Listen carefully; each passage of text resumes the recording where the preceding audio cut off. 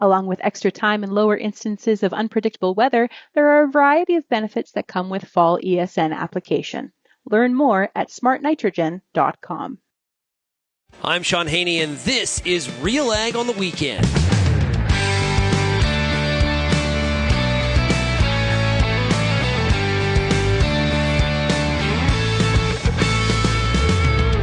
Let's get real and get connected with the week that was in Canadian agriculture. RealAg on the Weekend starts now.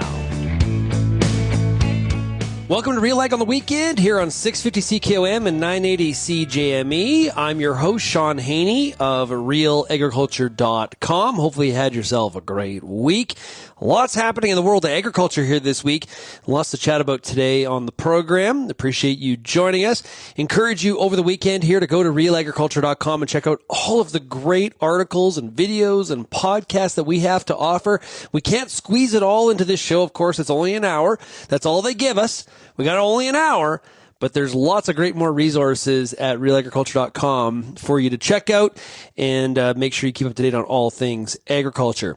Today on the show, what we're going to do is we're going to hear a portion of the RealAg radio podcast from Friday.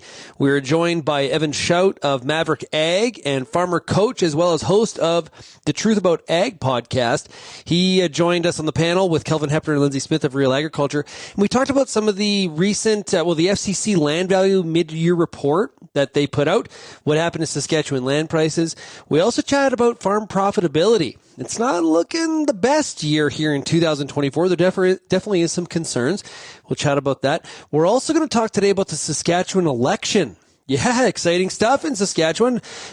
People be going to the polls, not just farmers, but everybody in Saskatchewan be going to the polls.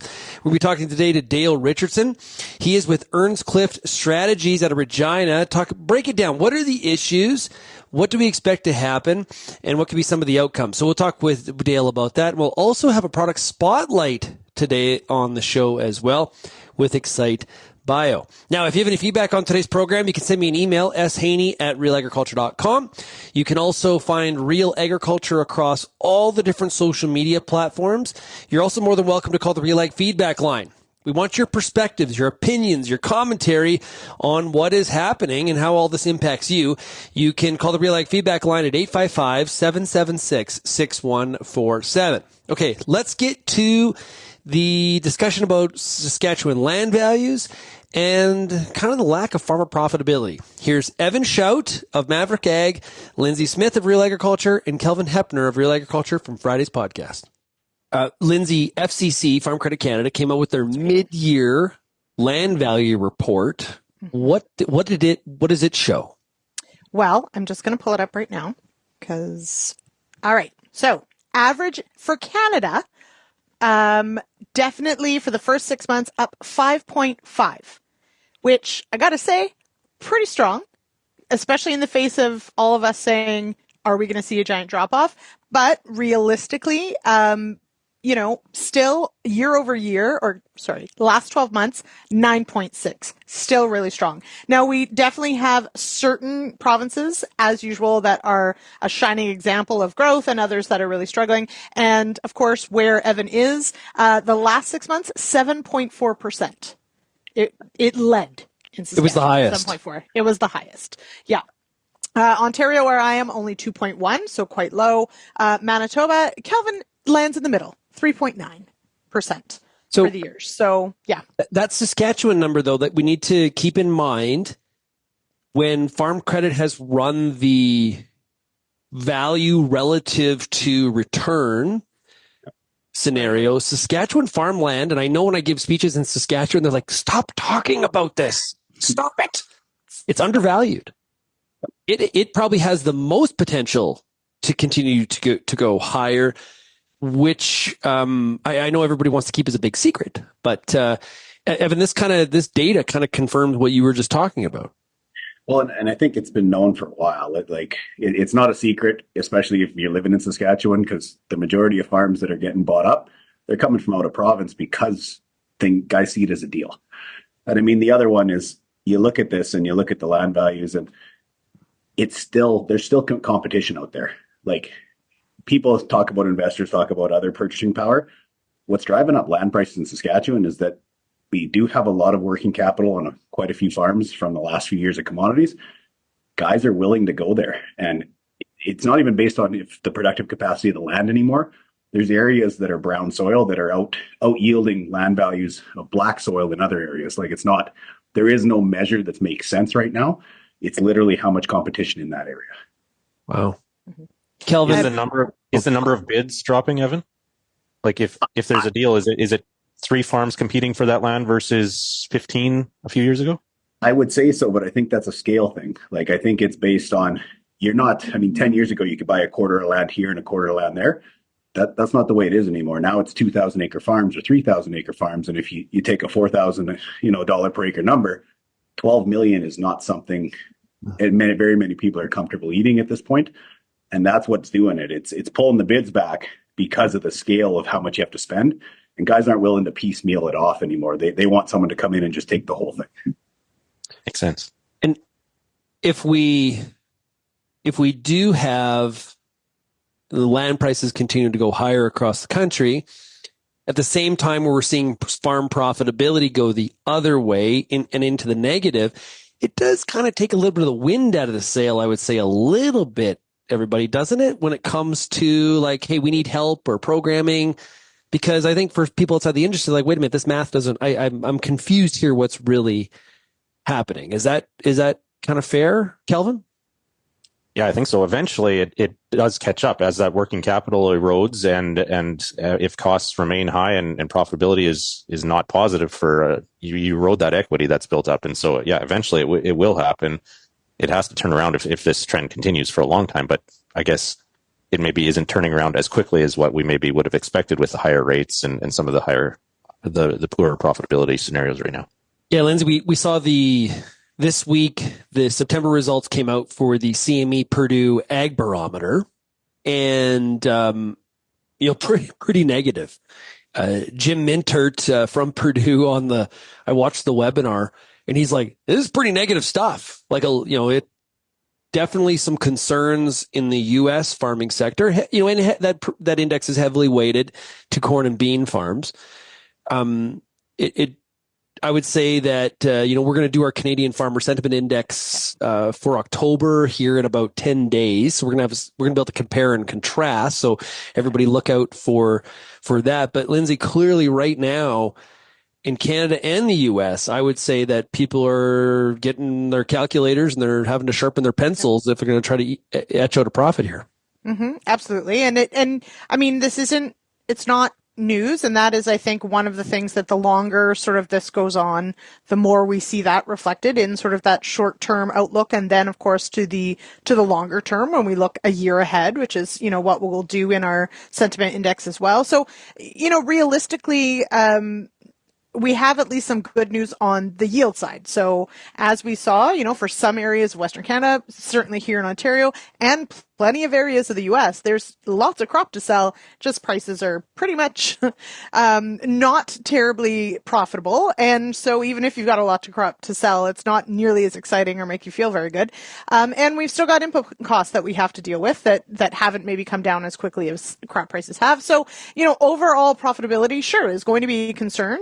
But I mean, to Evan's point, you can't run a farm successfully and not be thinking about, worst case scenarios or running your break evens or you've got to be watching your numbers and looking longer term. Anyone who thinks that, the heady times of 2022 were going to last forever, isn't going to stay in business very long. Let's face it. So, most farms, if you've sat down and recognized where your risks are, you want to be planning for years that are less than stellar and be able to ride it out. And those that do the planning will. And to the point, of buying land, even when interest rates are higher, et cetera, if you've put that money away when times were good, you can capitalize on some of these opportunities when they come up. And, it's when we move into these kind of financial environments, we're reminded, when things were good, like when things were really great, I wish I would have done this, or I wish I would have done that. We can have some hindsight. We're all going to go through that. But I do think about financial acumen. This is a period when times are tight where we really sort of separate the wheat and the chaff. So I went back to some research we had done at RealAgriculture Studies, and we asked I feel as if I could improve my financial acumen. Okay, so I'm not rating myself. I'm just saying, could I improve? So you could be at the very bottom, you could be at the very top, but just, hey, do I need to improve? 31% said completely agree. 50% said somewhat agree. And then it just drops off a cliff, right? Only 2% said completely disagree. 5% somewhat disagree. So, pretty much a high majority of farmers across the country, across all the sectors saying, Evan, I really need to improve in the area of financial acumen. I got job security. Well, there's that. Yes. That's right. Yeah. Yeah. Do any of those numbers surprise you at all? No, not at all, to tell you the truth. And I mean, it's not that guys don't want to, it's that they're already making a million decisions. It's hard to be an expert in every area. And usually finance is the one that gets left. And don't get me wrong, they talk to their accountants once a year, and that's 3 months after year end, and they find out they made money or lost money. That's where things have changed. You can't do it anymore. And I mean, for us, the bigger discussion this year was, Lyndsey said it right. The yields, I mean, in a lot of areas were above average. And if anything, yes, there was still some drought areas, but let's call it an average year. So if you got 10-year average yields, that's what we're budgeting for. So it's not a yield issue right now. And then if you go back to pricing, I mean, canola right now, 13.50, 14, we were selling for 9.50 4 years ago, guys. So, I mean, looking at the pricing on, certain crops and saying, oh, it's a disaster, that doesn't work either. The real problem is that our costs have become so inflated, and you can blame equipment, you can blame labor. A lot of it's just farm management wise, because I still have farms that have really low cost structures. They had to manage into that. So it's the cost structures are what's throwing all this stuff off, is that saying we had a terrible year, the sentiment's down, the stresses are higher. It's not because we didn't grow a crop, and it's not because the prices weren't available sometime during the year. It's that our costs are so high, we've just created our own worst enemy right now. That was some audio from the RealAg Radio podcast. You can find wherever you get your podcasts. It was Evan Shout of Maverick Ag and Farmer Coach, along with Lyndsey Smith and Kelvin Heppner of RealAgriculture. We love your feedback on what we talked about there. Is there more room for Saskatchewan land prices to go higher? Are you surprised by that mid-year report from FCC? And what do you think happens from a farm profitability standpoint? What should be done? Love your feedback on that. We'll be right back with more of RealAg on the Weekend here on 980 CJME and 650 CKOM right after this.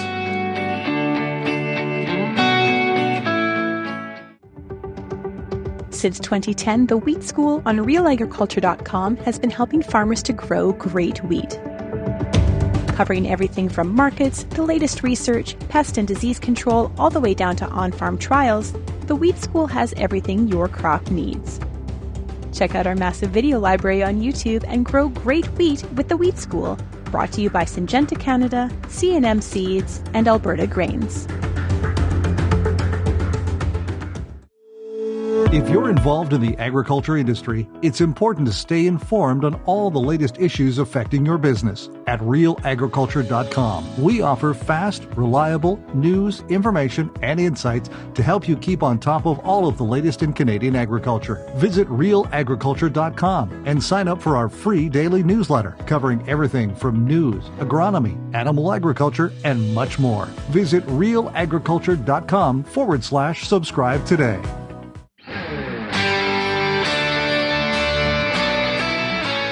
The following is a product spotlight paid for by XiteBio.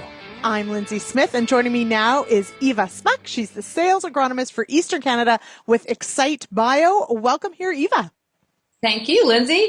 Great to be here. All right. So XiteBio, it's been in business for 15 years, selling inoculants and ag biologicals. That's a long time, which is pretty impressive.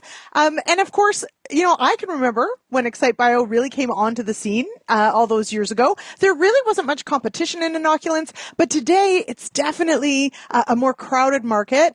How do you sort of explain how XiteBio has remained a leader through all this time?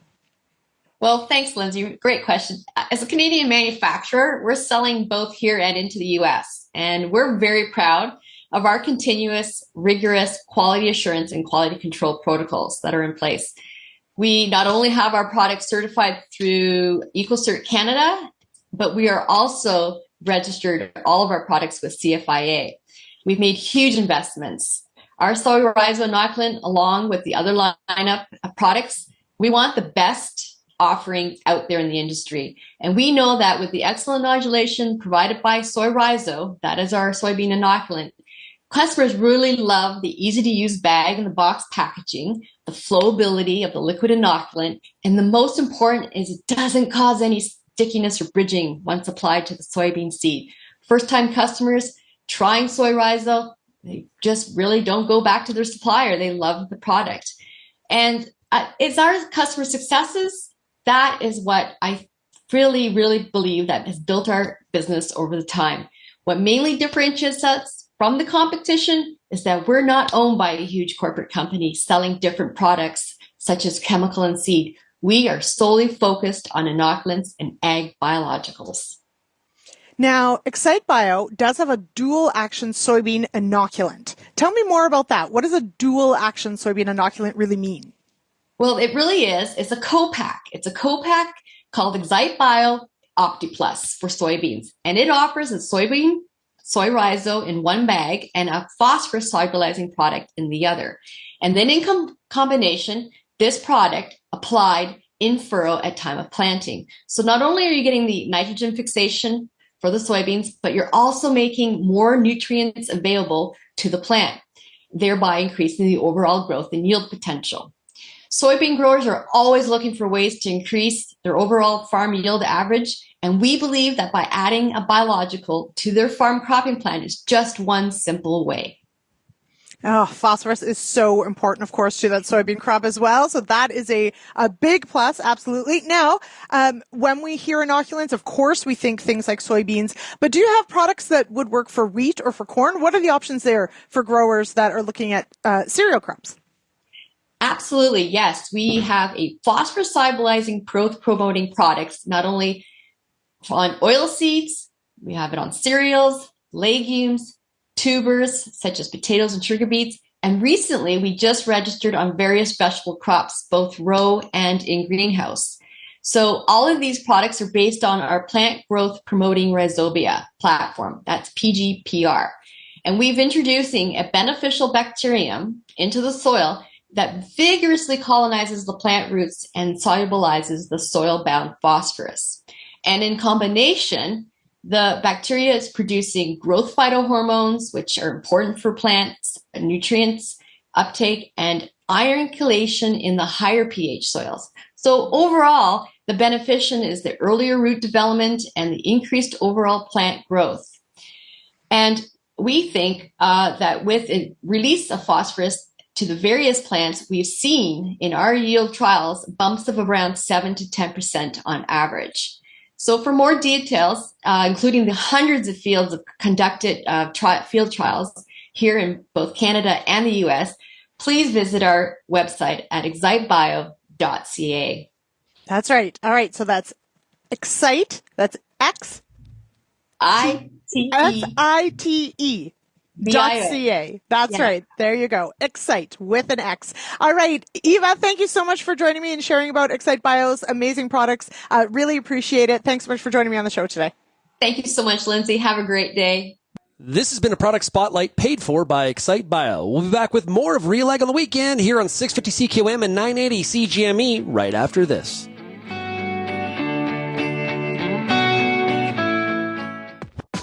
RealAg Radio is Canada's only daily radio show focused on agriculture. Get expert advice on Agronomic Monday. Tuesdays and Wednesdays will cover a broad range of issues. Thursday we'll hear from farmers across the country on the Farmer Rapid Fire. And we'll wrap things up Fridays with the RealAg Issues panel with Kelvin Heppner and Lyndsey Smith. Join us Monday through Friday at 4:30 Eastern. And don't forget about the replay at 7 in the morning on Rural Radio 147, Sirius XM.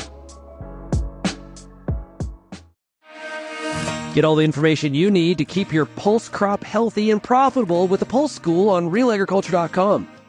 The Pulse School is a free YouTube video series covering agronomy, research, and more across a host of different pulse crops.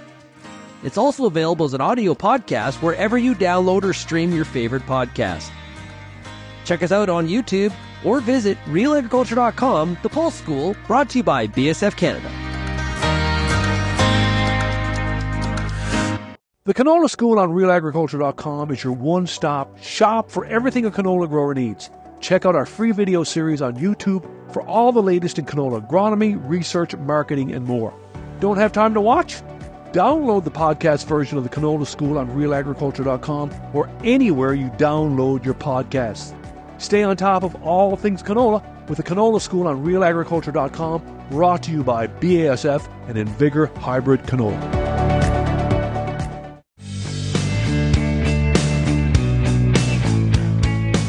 Get ahead of hard-to-kill weeds and spray this fall for up to 8 weeks of extended weed control next spring with the pre-emergent soil-active herbicides Valterra Easy and Fierce Easy from New Farm. Find out more about New Farm products at newfarm.ca.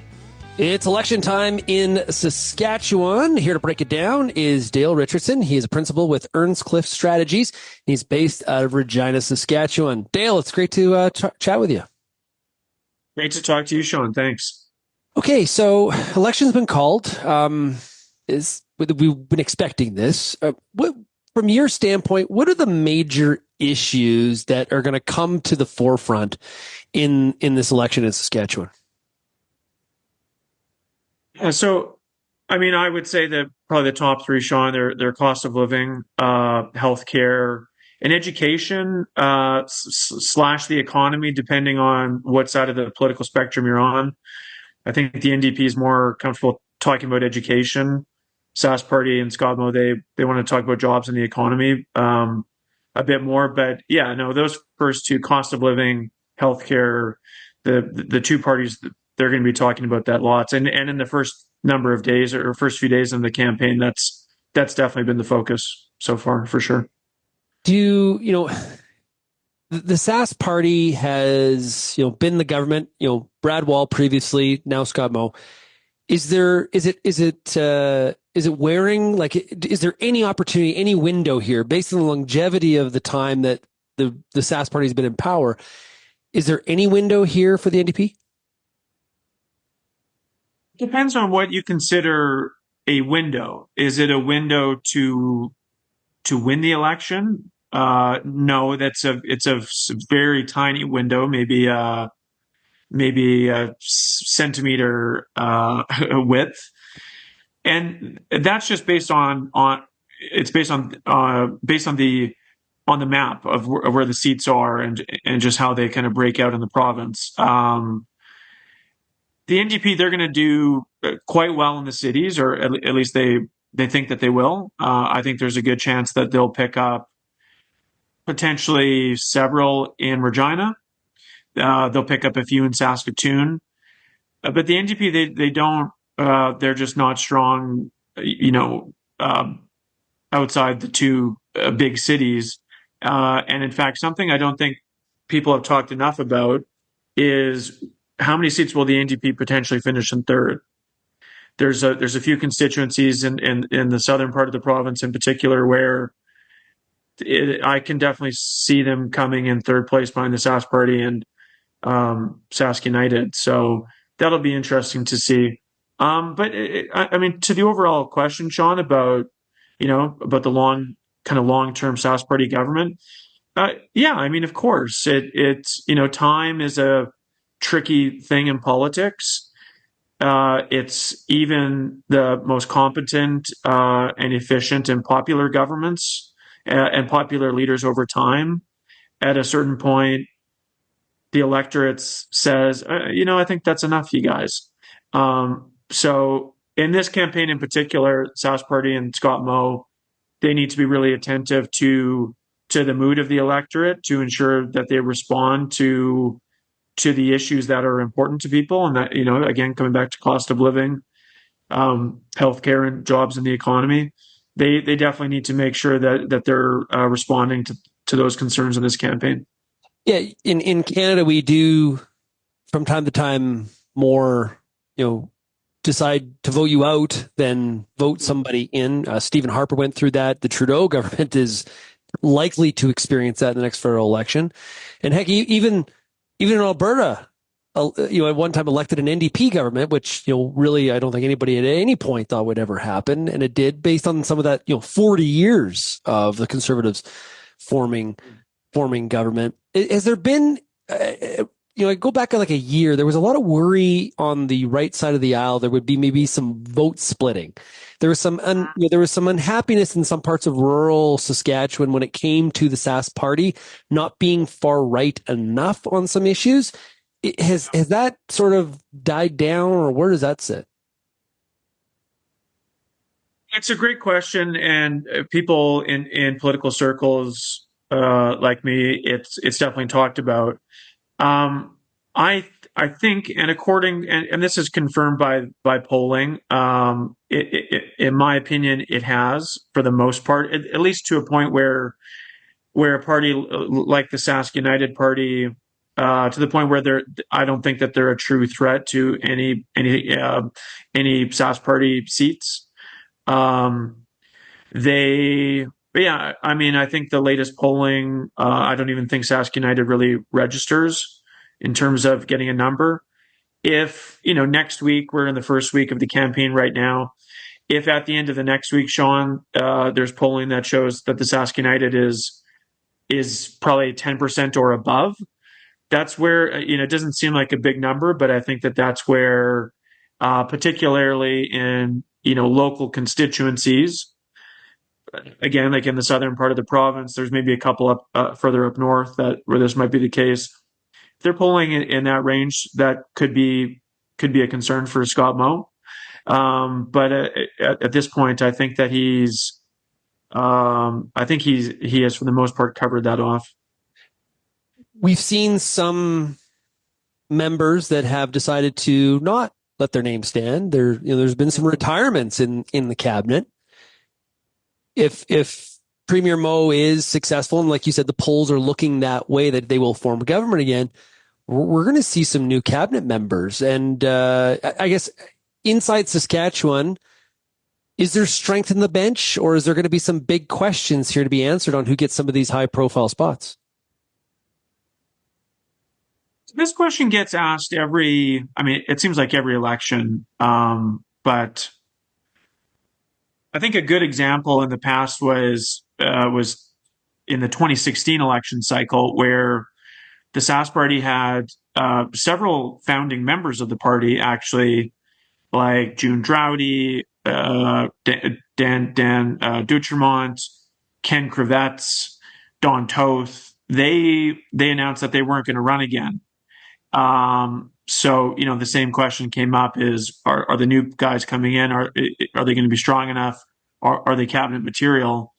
By and large, it was proven that, the new people are very competent and very strong. So, this question gets asked every election, or, maybe every couple. And I think for sure there's, I think some very impressive people that are going to be coming in. There's Eric Schmaltz. He's a candidate kind of north of Prince Albert. Sean Wilson, he's a mayor in the kind of Yorkton area of the province. Jamie Martin, she's the Sask Party candidate for Martinsville Blairmore, there's a little bit of Saskatoon, actually, part of that constituency, but then it's Martinsville, which is rural. Martinsville is a growing city, actually, but so it's an interesting constituency. But no, there's some very impressive candidates that are running, and but also even with kind of those longer term members not running again, they're still in the current caucus that are running again. They're great, very capable for sure. We've been talking to Dale Richardson, principal with Earnscliffe Strategies out of Regina. We're going to have more of our conversation talking about the Saskatchewan election, some of the variables when we come back. You're listening to RealAg on the Weekend here on 980 CGME and 650 CKOM.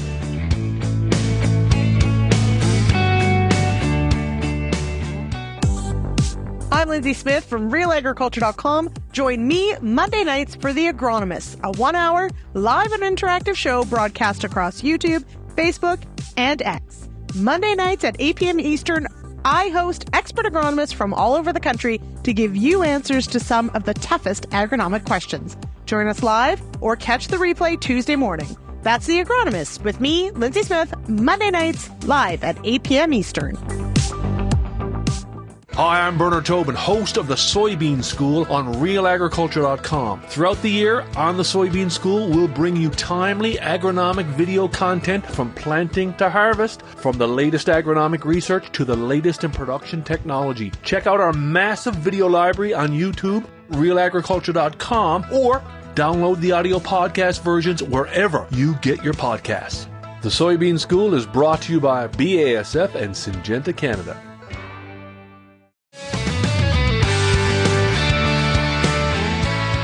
Pioneer brand canola with Optimum Gly, the highest yielding glyphosate-tolerant trait on the market. What's next in canola happens here. We've been talking about the Saskatchewan election here today on RealAg on the Weekend with Dale Richardson of Earnscliffe Strategies based out of Regina. Let's continue the conversation. What's hurting the Sask party in Regina and Saskatoon? Why the switch there? What's going on? What's the movement? Time, like we talked about before, for sure. And I'm not really sure why, but that seems to be more acute in the bigger cities like Regina and Saskatoon, more than rural. I'd have to think really about why that is, I guess. But there's been a couple of social issues in the last year, and you were talking about, last summer in 2023, how there was a bit of concern from the right hand side of things that the Sask party wasn't right enough. So Bill 137, which is which people call the pronoun bill, it's something that the Sask party government announced last year, was quite controversial. A lot of people on the kind of right hand side of things love it. And I would say, Shaun, that's probably one of the things that the Sask party government did that maybe has fended off competitors on the right-hand side of things. But there's a lot of people in Regina, in particular, and some in Saskatoon, that just, it didn't speak to them, and they were quite angry about it and didn't fully understand or didn't get why this was such a priority for the Sask party government, who, in many ways, I think is valid. Scott Moe, a few years back, he went to the Saskatoon Pride Parade, which I think really people were pleasantly surprised by. And the Sask party, in my opinion, I mean, I've gone to Pride parades in past years. I think maybe people had kind of seen the party as, okay, maybe they're a little more progressive on some of these issues than we think. So issues like that, I think, have brought some concern to people in Regina. And then the third thing I would say is that the NDP does have a stronger leader. Carla Beck is, in my personal opinion, much stronger, much more of a fighter compared to the NDP's previous leader, Ryan Miley, who the Sask party, when Mr. Miley became leader, they branded him right away as a weak leader. Weak leadership was a line used over and over again by the Sask party team.